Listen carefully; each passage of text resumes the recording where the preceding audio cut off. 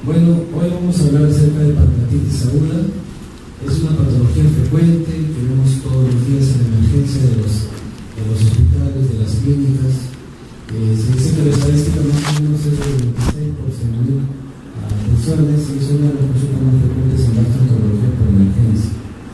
Vamos a hablar de un caso clínico y sobre eso vamos a desarrollar el tema.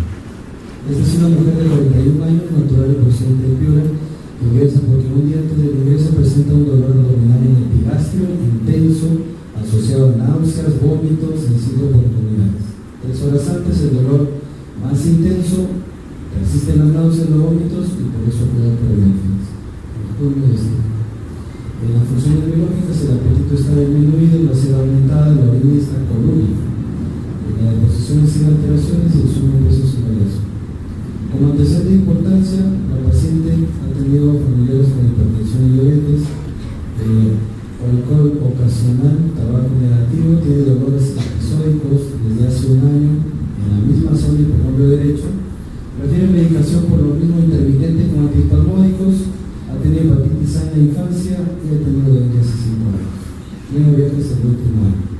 Al examen físico llega con presión 90-60. Frecuencia cardíaca 110, satura 97 ambiental, febril, IMC con sobrepeso, en la piel hay un poco de ictericia en fieras, no hay compromiso respiratorio, cardiovascular, neurológico y el abdomen hay dolor de la palpación superficial y profunda en el epigastrio. Entonces, ¿qué tenemos hasta aquí? Es una mujer adulta que está con dolor abdominal, que tiene coluria, que está ictérica. Entonces, ¿qué tenemos que pensar en esta paciente? Es un dolor abdominal que hay que pensar en una pancreatitis, en una coledocolitiasis, en una colecistitis aguda. Obviamente lo primero que vamos a pasar por el cuadro clínico es una patología de biliopancreática, las 3 posibilidades primeras. Pero también hay algunos dolores epigástricos un poco raros que están dentro de los diferenciales en adultos mayores. Por ejemplo, a veces es un infarto de cara inferior que pueden presentar con dolores epigástricos intensos. O a veces neumonías basales que en algunos pacientes también pueden presentar dolor epigastrio. Y bueno, por el síndrome ictérico obviamente tenemos que pensar en una obstrucción de la vía biliar, que puede ser por una coledocolitiasis o una colecistitis produciendo un iritis, compresión de la vía biliar extrínseca coronal. En los exámenes auxiliares la paciente tiene un hematocrito de 45, tiene leucocitosis, tiene una glucosa elevada, tiene una amilasa para este laboratorio hasta 100 amilasa y la lipasa hasta 300. Es decir, tiene más de 3 veces el nivel de su normal en el laboratorio. Bilirrubina total elevada pero dominio directo, transaminasas algo de 4 a 5 del límite superior normal y lo demás está normal. También tiene una AGA que tiene un pH con eufemia, PCO2 normal, PO2 normal, bicarbonato un poco bajo y frío ambiental, un poco de acidosis de carbono. Entonces, pero ojo aquí, que no toda elevación de la amilasa y lipasa es pancreatitis. No vaya a ser que llegue un paciente con dolor abdominal, tiene una amilasa en 150 y para el laboratorio hasta 100, y tiene una lipasa en 310 y para el laboratorio 300, ustedes dicen pancreatitis. No toda elevación es pancreatitis. Hay trastornos abdominales y extraabdominales en niños y adultos que también pueden producir elevación de estos dolores, estas así. Por ejemplo, perforación intestinal, infarto mesentérico, obstrucción, apendicitis, colecistitis, peritoneo, etc. Extraabdominales, a tener en cuenta, insuficiencia renal y cetoacidosis diabética, 2 patologías frecuentes tanto en nuestra población como en el Perú, ya que acá tenemos la tasa más alta de diabéticos en el Perú, y también por ende tenemos pacientes con enfermedad renal crónica y terapia reemplazo, neumonía, trauma cerebral, otras causas un poco más raras, macroamilacinas por tumores, por alteración de las glándulas cerebrales, inducido por drogas, también raro, algunos pacientes que tienen enfermedades autoinmunes que toman azathioprina, rara vez con tetracyclina como antibióticos y algunos también que consumen ACE por otras enfermedades autoinmunes.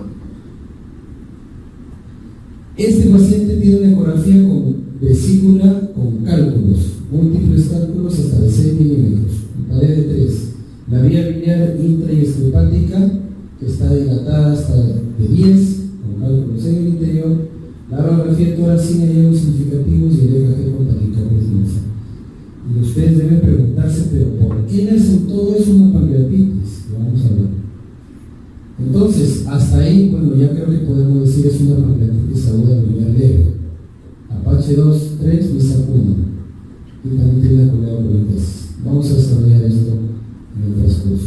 Cuando nosotros hablamos de pancreatitis, tenemos que ir a las guías de manejo y los consensos mundiales que nos ayudan a manejar a los pacientes. En el mundo tenemos principalmente tres escuelas: la guía japonesa, la guía americana y la guía europea, donde habló varias guías como la Sociedad Británica, la Sociedad Alemana, entre otras.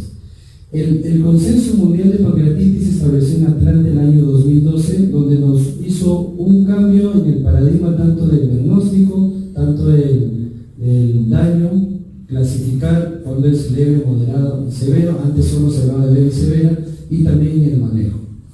Entonces, en 1992 la pancreatitis solo era en dos formas, leve y grave, pero los nuevos conocimientos en la fisiopatología nos indican que la gravedad también puede ser moderada. El Colegio Americano también estableció la guía en el año 2013 para diagnóstico y manejo, la Sociedad de Pancreatología también americana en 2013, la Sociedad Catalana Española en 2015 y una revisión japonesa que engloba las tres guías principales, americana, consenso de páncreas y la guía japonesa, que engloba las tres guías para más o menos hacer un consenso en cuanto al diagnóstico y manejo de esta enfermedad. Entonces, ¿cómo yo hago el diagnóstico de pancreatitis aguda? La clínica. ¿Cómo es el dolor? Es un dolor epigástrico, agudo, intenso, continuo, que se irradia o no hacia el dorso. Es decir, no toda pancreatitis se irradia hacia el dorso, la mitad de los casos. Pero ojo, hay un dolor epigástrico intenso, continuo y persistente, yo tengo que pensar en pancreatitis sí o sí. 90% de los casos se asocian náuseas y vómitos. En el laboratorio tenemos la elevación de las enzimas, amilasa o lipasa. ¿Cuál es más sensible y específica? La lipasa. Aumenta en las primeras 4 a 8 horas, la amilasa aumenta en las primeras 6 a 12 horas. El beneficio de la lipasa es que se mantienen por más tiempo, el de la amilasa rápidamente cae al tercer a quinto día. Y también la Sociedad Europea en el año 2012, a través de un metaanálisis, esto es un estudio prospectivo multicéntrico en Asia, donde se aprobó que el tripsinógeno urinario tipo 2 también sirve para hacer diagnóstico de pancreatitis aguda. Sin embargo, esto no lo tenemos acá en Perú, pero para que lo tengan en cuenta. Tiene una alta sensibilidad y especificidad y es usted sencillo, rápido y fácil, no invasivo, para hacer el diagnóstico de pancreatitis aguda en los marcadores de laboratorio. Esta es la revisión Cochrane también publicada en el año 2000, este año, que también nos dice que la amilasa, lipasa y tripsinógeno urinario tienen una buena sensibilidad y especificidad para el diagnóstico de pancreatitis aguda. Acá cuando vemos la sensibilidad y especificidad tanto de la amilasa llega a 70, 80, hasta 90, de la lipasa hasta 90 la especificidad y la sensibilidad también entre 80, y del tripsinógeno urinario lo mismo, ¿no? La especificidad es bien alta, la sensibilidad en algunos llega a 90, en otros baja hasta 50. Pero lo que nos dice es que los tres nos sirven como marcadores séricos de elevación en la pancreatitis. ¿Qué otros hallazgos encontramos en estos pacientes? Leucocitosis, no como el paciente. Hemoconcentración, porque forma un tercer espacio. El BUM, que es el nitrógeno ureico en sangre, al igual que la urea, se elevan. Hipocalcemia también por la deshidratación, y la hiperglucemia por la alteración de la pancreatitis. En las imágenes podemos ver también una efusión pleural izquierda por una reacción inflamatoria del páncreas con elevación del diafragma. En la ecografía abdominal podemos encontrar un páncreas agrandado o no. La ecografía no es muy buena para ver páncreas, pero se puede encontrar también hasta colecciones incluso. Y la tomografía y resonancia, que son más sensibles y específicos para detectar alteraciones del páncreas. Pero ojo aquí, si yo diagnostico una pancreatitis con enzimas y dolor, ya no tengo que pedir tomografía porque ya tengo el diagnóstico. Solo cuando tengo dudas en el diagnóstico y no eleva más de 3 veces la amilasa lipasa es que le pido la tomografía. O cuando el paciente está yendo mal en una pancreatitis, ya estamos en el tercer día y quiero ver más o menos el compromiso pancreático. es decir, las complicaciones locales. Y la resonancia también nos sirve, dependiendo de la intensidad y dependiendo de la secuencia en que se ve, para ver los compromisos del páncreas. Entonces, para hacer el diagnóstico de pancreatitis, 2 de 3. Clínica, dolor abdominal. Enzimas, más de 3 veces el límite superior normal. 3 veces límite superior normal. Y con eso diagnostico pancreatitis en más del 90% de los casos. Y las imágenes solo cuando hay duda de diagnóstico, 2 de 3. Y acá un corchete, porque en los pacientes que tienen enfermedad renal crónica o que tienen diabetes mellitus descompensada, el criterio diagnóstico de las enzimas cambia a más de 5 veces el límite superior normal, porque también estos pacientes pueden hacer pancreatitis integrada, pero también pueden hacer. Entonces, nuestro paciente tiene la clínica, dolor abdominal epigástrico, náuseas y vómitos. Tiene elevación de las enzimas más de 3 veces, o sea, no queda ninguna duda que es una pancreatitis aguda. ¿Cuáles son los diagnósticos diferenciales? Bueno, las coledocolitiasis son aquellos cuadros en los que el paciente presenta un dolor intenso también en el epigastro, generalmente irradiado hacia dorso, hacia el fondo derecho irradiado dorso, que se asocia a ictericia, coluria, y que cuando va con fiebre ya estoy pensando en una colangitis, que es una infección de la vía biliar. La enfermedad ulceropéptica puede producir un dolor intenso, más aún cuando la úlcera se perfora. Generalmente las que se perforan son las duodenales hacia el canal posterior. La colecistitis también, que se asocia también a fiebre, a síntomas generales y que no va con ictericia regularmente. El debut de cetoacidosis diabética, y acá lo pongo porque varios pacientes hemos tenido casos con diabetes que no tienen diagnóstico, llegan a la emergencia con dolor abdominal y todos piensan que es un problema digestivo y llaman al gastro. Y a la hora el paciente está taquicárdico, está con respiración acidótica y nadie se da cuenta de eso. Después de 6 horas alguien lo ve y dice, tome una, y tiene un pH en 7.2 y es una cetoacidosis. Entonces, estos pacientes que debutan con complicaciones y no tienen antecedentes de diabetes también producen dolor abdominal intenso y hay que tenerlo en cuenta. Perforación del víscera hueca. Estos cuadros son más aparatosos, abdomen en tabla. Obstrucción intestinal, bueno, esto también produce dolor, pero se asocia a distensión, náuseas y vómitos, flatos. Y la isquemia mesentérica, que más es un cuadro de adultos mayores que tienen comorbilidades cardiovasculares, FA, hipertensión, etc.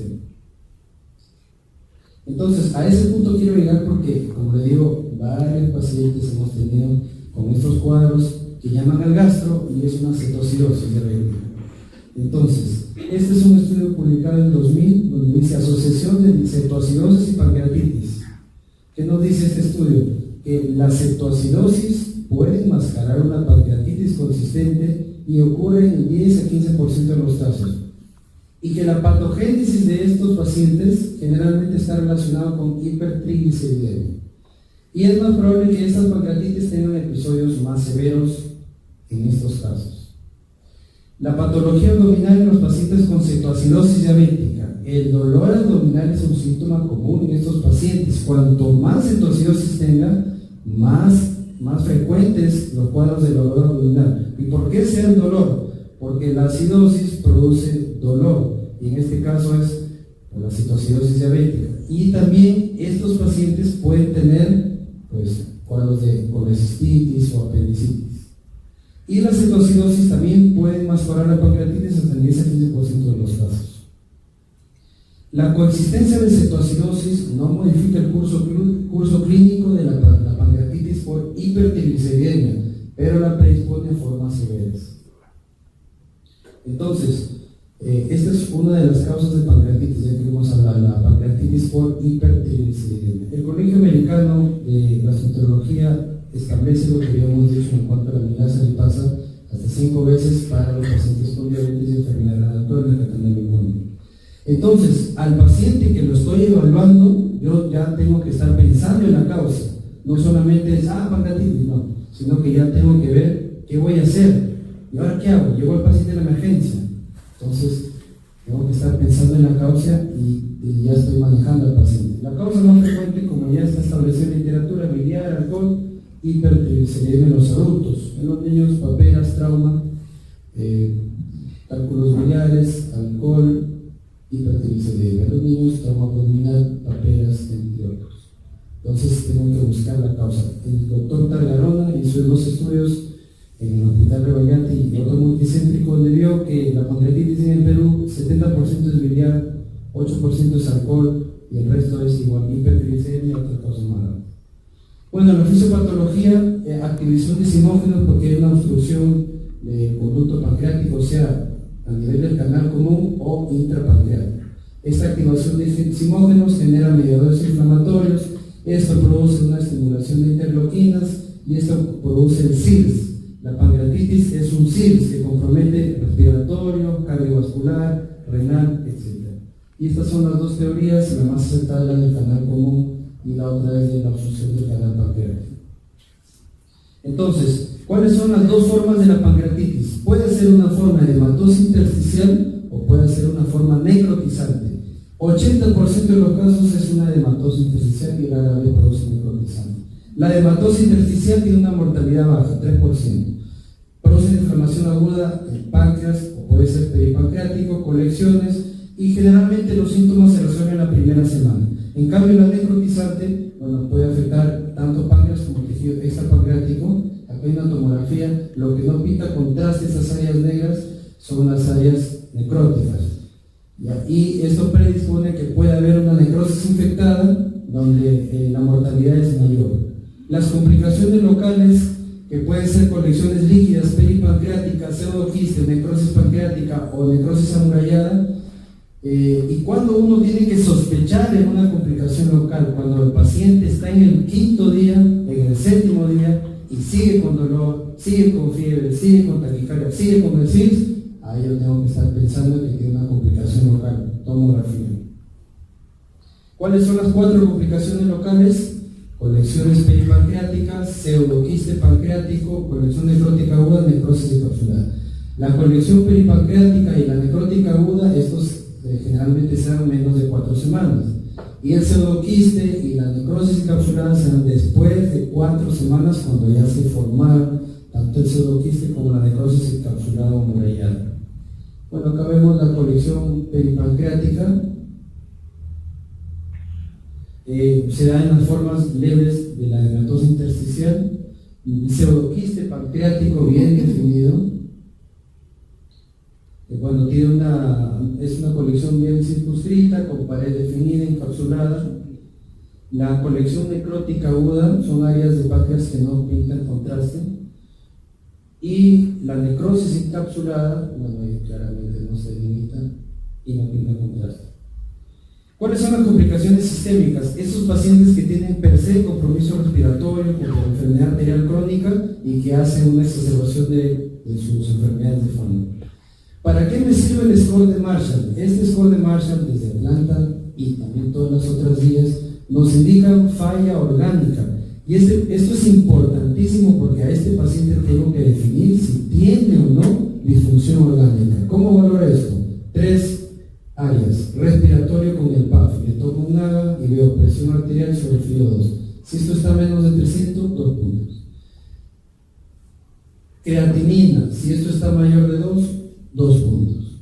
Cardiovascular. Si la presión sistólica es menos de 90 y no responde con fluidos, 2 puntos. Cualquiera de esos, basta uno de ellos, disfunción orgánica. Cualquiera de ellos, basta uno solo, disfunción orgánica. Entonces, ahora ya puedo definir cómo es una pancreatitis leve, moderada y severa. ¿Cuándo se llama leve? Cuando el paciente no tiene complicaciones locales o sistémicas y no tiene falla orgánica. Tiene dolor, tiene náuseas, tiene vómitos, puede tener fiebre, leucocitosis, peste, etc. Pero no tiene complicaciones locales y no tiene falla orgánica. Ojo ahí, a veces uno piensa, tiene un dolor intenso, doctor, es una severa. No, eso no le da severidad. Lo que le da severidad es complicaciones locales y falla orgánica. ¿Cuándo es moderada? Cuando tiene complicaciones locales y o falla orgánica transitoria, es decir, menos de 48 horas. Se resuelve. Si por ejemplo viene con creatinina en 2, lo hidrato, lo manejo, el EPO, hidratación, etc., el paciente el segundo día Responde, la creatinina baja 1.5, entonces ya no es permanente, sino es transitoria. Menos de 48 horas, falla orgánica transitoria. Y si tiene complicaciones locales, pero acá el tema es la disfunción orgánica. Si tiene disfunción orgánica persistente, es una pancreatitis aguda, grave o severa. Cualquiera de los tres, PAF menos de 300, presión sistólica o creatinina manual. Y el grupo páncreas español, y puso una más, para hacerla más difícil, crítica, aquellos pacientes que tienen necrosis pancreática más insuficiencia orgánica. La mortalidad en estas formas severas llega hasta el 50% en las series, y si hay necrosis infectada o falla orgánica persistente, la mortalidad aún es mayor. Entonces, esta es una revisión de lo que pasó en Atlanta en el año 93 y lo que ahora se sigue en el año 2013, y todas las guías también lo corroboran. Entonces, ¿qué tuvo nuestra paciente? Bueno, no tiene compromiso respiratorio, vimos el AGAR, PO2 está en 89, frío ambiental, salía más de 400, su creatinina estaba en 0 y algo, y su presión sistólica estaba en 9.6, pero respondió a volumen. Entonces, el primer día se le pasó 5 litros de solución salina. Algunos se asustan, pero así es. En los cuadros de pancreatitis aguda, tengo que hacer una hidratación enérgica las primeras 12 a 24 horas. Las primeras 12 a 24 horas. Por demás, se ha demostrado que la hidratación enérgica, esas horas, mejora la supervivencia, disminuye el tipo hospitalario, evita las complicaciones, etc. Entonces, ya sabemos que es una pancreatitis aguda. Vimos que la etiología es biliar. ¿Cuándo decimos que la etiología es biliar? Cuando tiene cálculos en la vesícula, cálculos en el colédoco o barro biliar. Cualquiera de los tres, eso me define etiología biliar. Y en la clasificación es leve porque no tiene compromiso orgánico y tampoco tiene complicaciones locales. ¿Cuáles son los predictores de severidad? Porque una cosa es clasificar al paciente y otra cosa es los scores que nos predicen cuándo el paciente puede hacer formas severas. Vamos con algunos. El juicio clínico. El maestro dice que es una forma leve, doctor. Bueno, ¿cuánto sirve el juicio clínico de los maestros? Pues esto puede subestimar la gravedad de la pancreatitis aguda. Se hizo una revisión del juicio clínico y los médicos tuvo una sensibilidad, especificidad, sensibilidad muy baja, valor predictivo positivo un poco bajo y buena especificidad. Es decir, si el doctor te dice que no está enfermo, bueno, sí, probablemente no está enfermo, pero no me predice más formas severas la sensibilidad. La edad, esto sí, por demás está demostrado. Si le da una pancreatitis a mi abuelito de 75 años, lo más probable es que haga formas severas. La obesidad, eso por demás demostrado. La obesidad es una enfermedad, no es un problema de estética, no, la obesidad es una enfermedad. Y en los metaanálisis, la obesidad ha demostrado que aumenta el OR 2.9 más riesgo de hacer formas graves, 2.3 de hacer complicaciones sistémicas, 2.1 de mortalidad y 3.8 complicaciones locales. Es decir, no tiene más riesgo de esto solamente por ser obeso. Así que a tener cuidado también ahí. La PCR, también por demás está demostrado que la PCR 150 miligramos por litro, 1.5 por decilitro a las 48 horas, esto me predice que va a ser forma severa, con una sensibilidad y especificidad mayor del 75%, aceptable. El BOOM también es otro marcador que cuando se eleva en el control también tiene un R de 4.6 que me indica también pancreatitis y formas severas. La creatinina sérica, lo que más nos ayuda a definir cuando el paciente va a desarrollar necrosis pancreática, con un valor predictivo positivo del 93%, si hay una elevación de más de 1.8 creatinina en las primeras 48 horas. Y este es el estudio por el cual se basó en lo que he mencionado antes, elevación de creatinina como marcador de necrosis pancreática. Lo que me dice acá, la sensibilidad y especificidad del valor predictivo positivo y negativo de la medición del hematocrítico y la creatinina en 48 horas. Miren cuánto tiene sensibilidad y especificidad, y valor predictivo positivo. Es más del 90% de la creatinina en las 48 horas de hacer necrosis pancreática cuando la creatinina sería más de 1.8. El Ransom es un sistema que lo hemos utilizado todos durante muchos años y también lo que nos predice cuando el valor es más de 3, la mortalidad aumenta hasta el 11-15% y si es más de 6 hasta el 40%. Estos son sin embargo, lo malo del ransom es que uno tiene que esperar 2 días para recién terminar el ransom y poder predecir si es severo o no. El otro es el Apache 2, que en sí fue un marcador de unidad de cuidados intensivos, pero que también se adaptó a las pancreatitis y que también tiene un buen predictor negativo, modesto, valor predictivo positivo para predecir formas severas. Y lo más importante es que cuando el valor baja durante las primeras 48 horas, lo que me dice es que va a una forma leve. Es decir, si el paciente ingresa con un Apache en 10 y el siguiente día baja a 7, el siguiente a 4, eso va a ir a una forma leve. Y esto es el Apache. Todos, obviamente, si no lo memorizan, tienen que tener su hojita y marcar todos los valores. Y este es el último que hoy en día, bueno, la mayoría de los hospitales en Lima, nosotros, por ejemplo, en Cayetano hicimos varios estudios con el MISA, que les puedo demostrar que es un score rápido, fácil, y uno puede predecir formas severas solo con 5 cositas. ¿Y de dónde salió el MISA? Pues primero hemos estudiado en el año 2000 con 17.900 casos, y el otro en el año 2004 con 18.200 casos. Estos son los valores del MISA. En vez de BU, ponía más de 50. Glasgow menos de 15. Paciente desorientado, Glasgow menos de 15. Punto. SIRS, punto. Edama de 60, punto. Edama pleural, punto. Cualquiera de ellos, 1, 1, 1, de 0 a 5. Si tiene más de 3, mayor riesgo de mortalidad. Y este es el estudio. El principal estudio y el estudio de validación. Bueno, lo que vieron es que la mortalidad observada cuando subía de 3 puntos era del 5.3% en la validación y 8.3% en el corte. Es decir, por eso es que 3 o más tienen más riesgo de formas severas porque tienen más riesgo de mortalidad. Y acá también vemos el área bajo la curva para ver el rendimiento del examen para el diagnóstico de pancreatitis, y vemos que el VISA, tanto en la derivación como en la validación, tiene un buen área bajo la curva para el diagnóstico de pancreatitis severa, con una mortalidad de 3.6%. Y este es un estudio que comparaba todos estos scores, VISA, ransom, Apache, para complicaciones y para mortalidad. Entonces lo que nos dice es que se confirma que el VISA es preciso para estratificar el riesgo de las pancreatitis y que sus componentes son relevantes y son fáciles de obtener. Y estos son los resultados. Vemos la sensibilidad 80%, la especificidad 70%. Este es el área bajo la curva, tanto para severidad, para necrosis pancreática y para mortalidad altas, o sea, nos sirve como predictor. Y este es el estudio de la doctora Yolanda Surco en Cayetano, que lo mismo nos dice. El VISA tiene una buena especificidad, buen valor predictivo positivo, buen valor predictivo negativo para pancreatitis en las formas severas. Y este es el área bajo la curva del VISA, vemos que es el mejor, incluso que la Apache, ransom, etc. En nuestro estudio de Cayetano demostramos que el ransom no era un buen predictor para formas severas, y es por eso que nosotros allá más utilizamos el VISA y la Apache 2. Este es otro estudio del doctor Guzmán en el Hospital Carrión, donde también utilizan VISA-O, es decir, le añaden al VISA-O de obesidad y índice más de 30 para predecir formas severas, y también vieron que el VISA-O tiene igual sensibilidad y especificidad buena para esta pancreatitis aguda severa.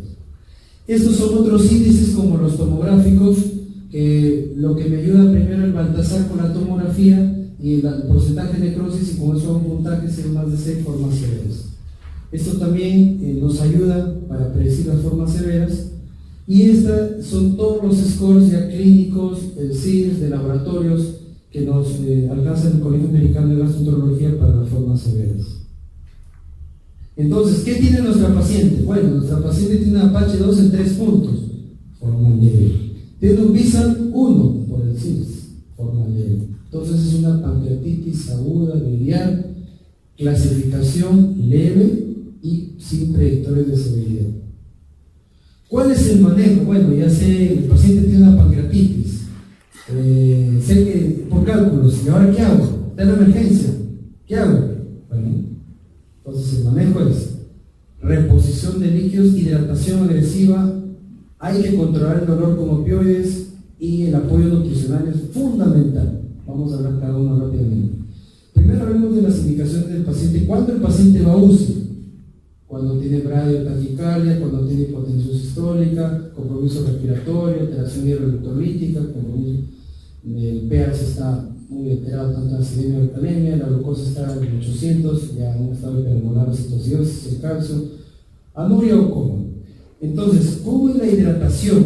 Bueno, acá tenemos dos consensos. Primero, la guía americana que nos dice esto, 250, 500 por hora, las primeras 12, 24 horas. Y el consenso internacional del grupo de páncreas americano que nos dice 5 a 10 cc por kilo por hora. ¿Y cómo hago esto? Pucha, a ver, doctor, ¿cómo hago entonces? Si pesa 70 kilos, ¿cómo le paso? O sea, acá me dice que le paso 500 por hora las primeras 12 horas, o sea, le paso 5 por 12, 60, le paso 6, hasta 6 litros en las primeras 12 horas.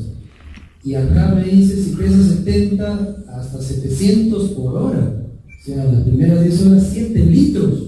Bueno, lo que tienen que hacer es un manejo agudo, pero tienen que estar vigilando al paciente. Lo peor que podemos hacer en estos pacientes es poner RP 1, 2, 3, 4, 5, 6, 7, 8 litros. No. Lo que hacemos es, le ponemos 2 litros a chorro y después vamos viendo 2 litros en 4 horas, 2 litros en 5 horas, 6 horas, y vamos viendo al paciente, porque, ojo ahí, si es un paciente adulto mayor, con insuficiencia cardíaca, con enfermedad renal crónica, no puede hidratarlo así. Eso es 500 a chorro y vamos viendo, porque si no, se va al otro extremo y nos hace congestión pulmonar, etc. ¿Y cómo sigo a este paciente, doctor? Le estoy poniendo 2 litros. ¿Y cómo es el que está bien o no? Bueno, las veces. La guía japonesa más agresiva me dice que el flujo es más de 1 cc kilo hora. Y la guía americana y el grupo de páncreas también me dicen 0,5 cc kilo hora. Pero ¿qué otros valores nos ayudan a ver que el paciente está yendo bien? Bueno, que el hematocrito baje. Llegó a 46 y ahora está en 40. Está yendo bien. Que la creatinina baje, que el BUN baje, que la frecuencia baje, que la presión media suba. Entonces son parámetros que nos ayudan a ver que estamos hidratando bien al paciente. Por eso es estos pacientes balance hidroelectrolítico estricto. Licenciado, por favor, monitorice al paciente, vea cuánto orina cada hora, cada 2 horas. Esto es importantísimo porque vemos cómo estamos hidratando al paciente. Reposición de líquido, esto es lo primero, cloruro de sodio. Bueno, doctor, ¿le puedo dar lactato Rinkel? Si tienes, puedes darle, ten cuidado con el cálcio, si tiene hipercalcemia, no le des. Opioides. Doctor, pero el opioide produce constricción del esfínter real. Bueno, eso lo aprendimos en la teoría, pero en la práctica no se ha visto nada de eso, y por eso es que las indicaciones para el dolor son los opioides como el fentanilo, petidina y la morfina en el tercer caso. Y si es necesario, porque algunos pacientes son muy sensibles al dolor y no mejoran con fentanilo cada 6 horas, pues tienen que ponerle infusión o hacer interconsulta anestesio para manejo del dolor. ¿Qué tienen que monitorizar en estos pacientes? Bueno, tienen que estar viendo siempre la saturación de oxígeno, su orina, los electrolitos, el calcio, el magnesio, la glucosa. Importantísimo, porque estos pacientes pueden hacer cetoacidosis, hiperglicemia, y solamente la hiperglicemia persistente más de 180, riesgo de infecciones, alteración de metabolismo, mayor tiempo hospitalario, etcétera, etcétera. La nutrición.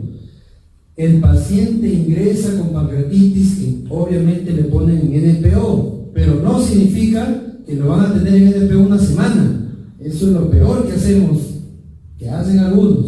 Entonces, a estos pacientes que tienen formas leves, que no tienen complicaciones locales, no tienen infección orgánica, hay que iniciar lo más pronto posible la vía oral. ¿Cómo, doctor? Muy bien.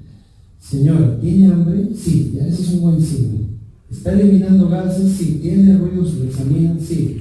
Entonces, solamente con la disminución del dolor le puede iniciar la vía oral con líquidos claros. Incluso hay estudios entre dieta oral y líquidos claros que no hay diferencia estadísticamente significativa. Pero inicien con líquidos claros. Si al segundo día el paciente tiene hambre, inicien dieta líquida. No le digo que le den arroz con pollo, pero inicien con dieta líquida. Y en las formas severas, pues ahí no hay forma de darle dieta oral. Lo que hay que ponerle la sonda nasoional y empezar la nutrición enteral. Al tercer día, que no pase del tercer al quinto día, porque eso aumenta la mortalidad, aumenta el riesgo de infecciones, entre otras cosas. Es decir, tenemos que nutrir al paciente en forma precoz. Ayuda a mantener la barrera intestinal y evita la translocación bacteriana. Solamente la nutrición parenteral en aquellos que no toleran por razones oral, sino siempre la nutrición enteral. Bueno, y este es un estudio interesante publicado en 2013, prospectivo chino, con 150 pacientes en 2 grupos. Un grupo, el régimen de alimentación precoz. Una vez Doctor, tengo hambre, ya, líquido, dieta líquida. Y el otro grupo es el grupo convencional que la mayoría de médicos en general utiliza. Muy bien, señor, le vamos a iniciar una vez que no tenga dolor, disminuya las enzimas, tenga ruidos y tenga hambre. Recién cuando cumple los 4 vamos a iniciar. Y los pacientes fueron dados de alta al hospital una vez que estaban asintomáticos y toleraban bien la dieta sólida baja en grasas. Y estos son los resultados. No había diferencia estadísticamente significativa en ninguna característica de todos los dos grupos. Obviamente había diferencias en cuanto a la amilasa y lipasa, porque los pacientes que iniciaban la dieta todavía tenían elevada la amilasa y lipasa, y los otros no, obviamente. Entonces había diferencias estadísticamente significativas en todos estos valores. Pero lo que llama la atención es que en los resultados en los outcomes primarios vieron que no había diferencia estadísticamente significativa en aquellos que iniciaban la dieta que aquellos que esperaban, tanto entre el inicio de la enfermedad y la nutrición y entre el total de la hospitalización. Es decir, los pacientes con pancreatitis que empezaban rápido la nutrición enteral con bajo dolor, pero con dolor, salían más rápido del hospital y obviamente estaban mejor, características mejor.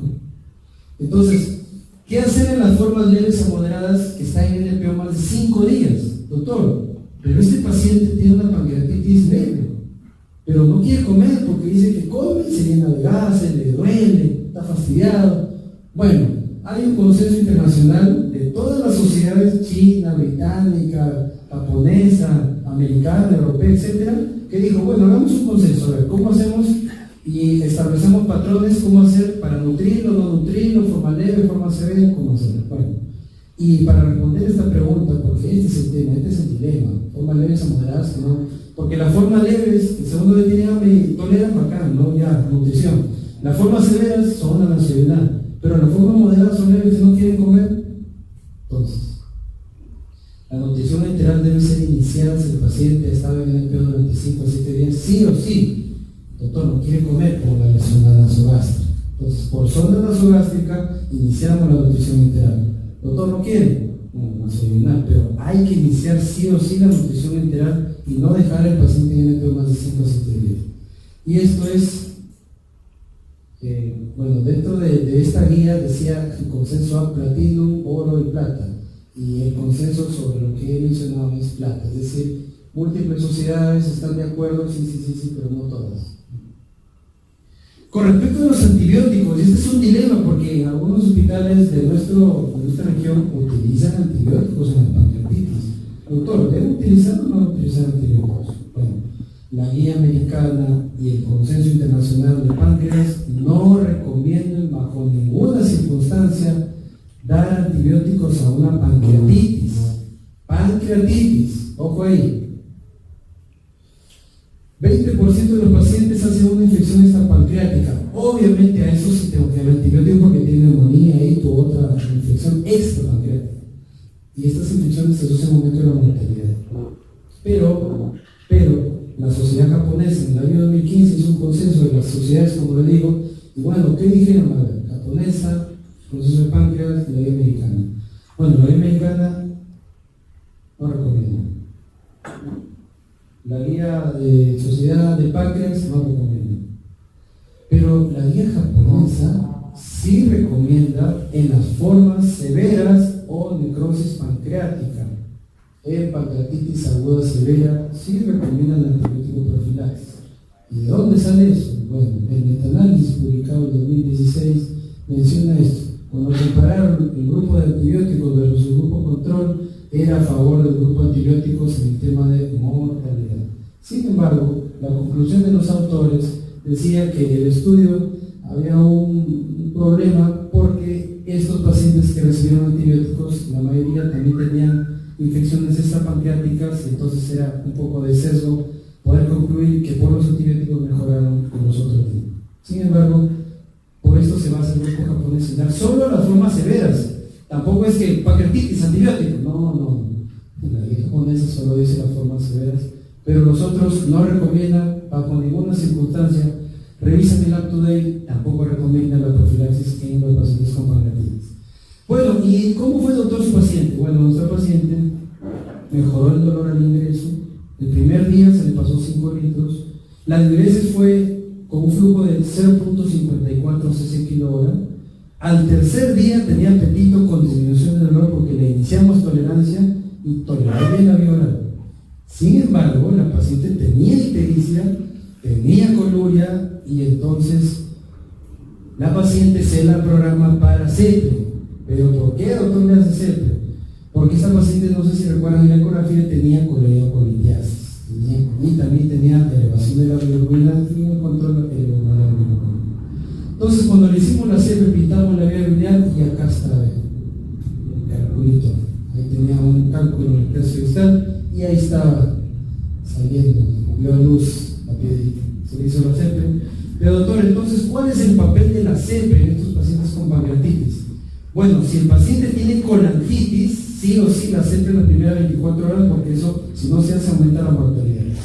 Pero si el paciente no tiene colangitis, pero tiene coledocolitiasis o coledo dilatado con aumento de las pruebas hepáticas, también son indicaciones de CEPRE. Doctor, ¿y este paciente siempre tiene que operarse la vesícula?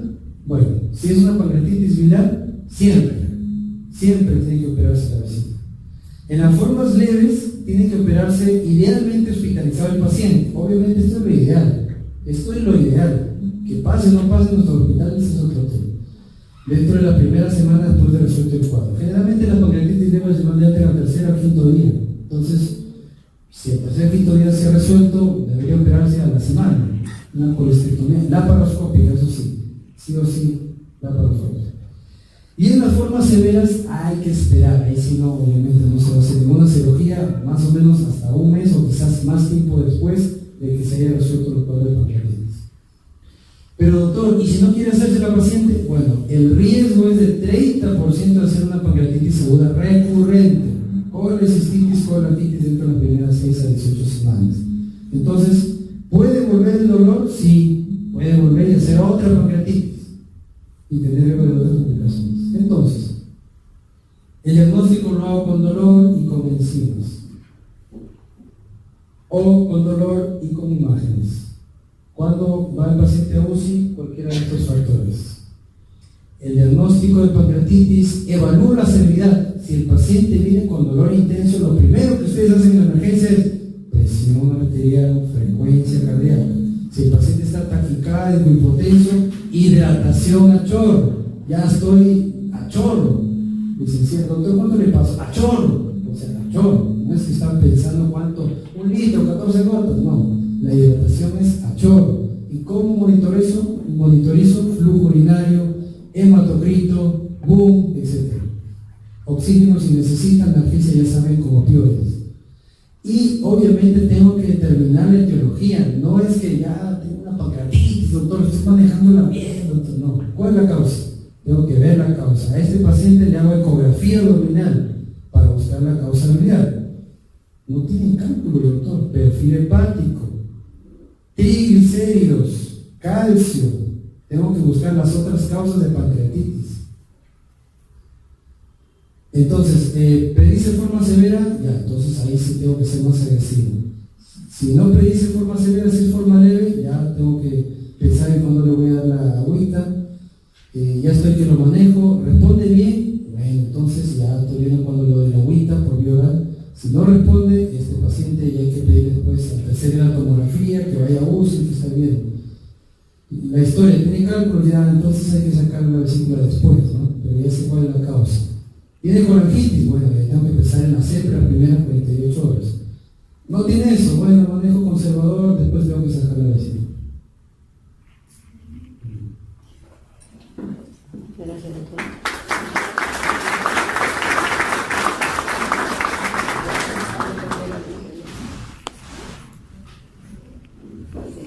¿Preguntas? Los factores de mal pronóstico son la edad, obesidad, comorbilidades, enfermedad criminal, enfermedad coronaria crónica, el volumen elevado, la creatinina, todos los factores que mencioné son los pacientes que tienen peor pronóstico de ser formas severas. Volver a comenzar todo. Entonces, mi pregunta era, llegamos a tener un paciente eventualmente en el hospital, en nuestro centro, La paciente ya después del segundo día había disminuido el dolor casi por completo. Empezamos dieta líquida y volvieron las náuseas, los vómitos. ¿Qué se hace en ese caso? Si es una forma leve, Sí. entonces esperamos un día más y volvemos a realizar la dieta líquida. Si en el caso el paciente no tolera, sigue así con náuseas y es forma leve, es decir, no tiene función orgánica, no hay complicaciones locales, le ponemos una nasogástrica sí o sí el tercer al quinto día. Porque si no iniciamos la nutrición arterial, el paciente tiene riesgo de complicaciones, infección, aumento del tiempo hospitalario, mortalidad, etc. Sí o sí iniciar la nutrición arterial.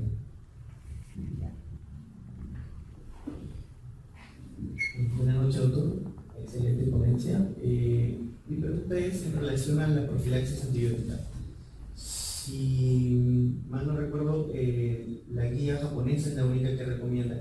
Dentro de esa guía, ¿existe alguna o menciona los antibióticos más recomendados para iniciar la profilaxis? Lo que mencionan es los carbapenems. Está por demás demostrado que los mejores antibióticos que tienen penetrancia en páncreas son los carbapenems, imipenem de uso. Hay estudios algunos con metronidazol y quinolonas como cipro, pero generalmente los que mejor van en este paciente son los carbapenems. En los pacientes idealmente con necrosis infectada, ¿no? Doctor Coro. Doctora, felicitaciones por su ponencia. Sobre la nutrición en pancreatitis aguda, ¿sonda nasogástrica o sonda nasorenal?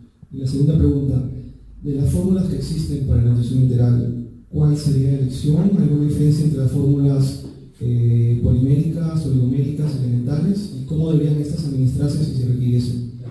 La primera pregunta, se hizo un metaanálisis de esto de nasogástrica versus nasorenal y vieron que no había diferencias estadísticamente significativas. Sin embargo, el estudio tenía algunas limitaciones y por eso todavía la guía americana, el consenso de la Sociedad de Páncreas, establece que para formas severas nasorenal y formas moderadas podemos ir viendo si va leve o va severa. Podemos iniciar con nasogástrica. Sobre lo otro es muy importante porque estos pacientes que tienen formas severas sí o sí van con nasorenal y tenemos que empezar la nutrición enteral con fórmulas elementales o elementales con bajo contenido de grasas, con alto contenido de proteínas, bajas en triglicéridos, y eso en infusión continua y que no sean bolos, que eso ayuda también a mejorar la absorción de nutrientes en estos pacientes.